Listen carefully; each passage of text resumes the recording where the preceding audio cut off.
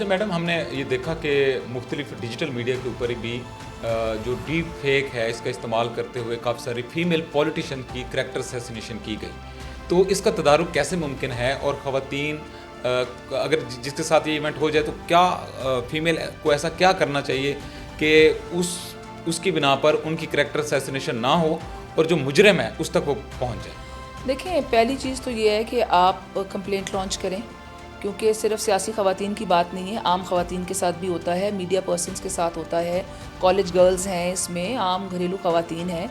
अभी पीछे भी आपने देखा था एक स्कैंडल आया था कि किसी कपड़ों की दुकान में आई थिंक रिकॉर्डिंग की जा रही थी। तो सबसे पहले ये है कि आप कंप्लेंट लॉन्च करें।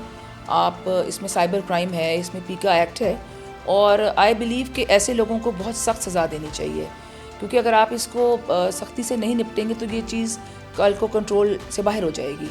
और ये जो डीप फेक और ये चीज़ें हैं, दूसरी बात, हमें एज अ नेशन भी इस चीज़ को समझना चाहिए कि जो भी चीज़ हम मीडिया पे देख रहे हैं वो सब कुछ सच नहीं है।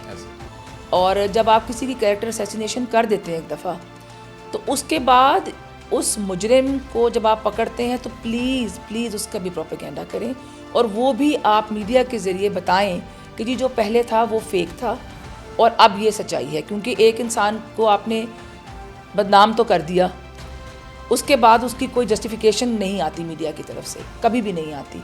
अगर उसको सज़ा भी हो जाए तो उसका बताया नहीं जाता। आई बिलीव कि वो बहुत ज़रूरी है।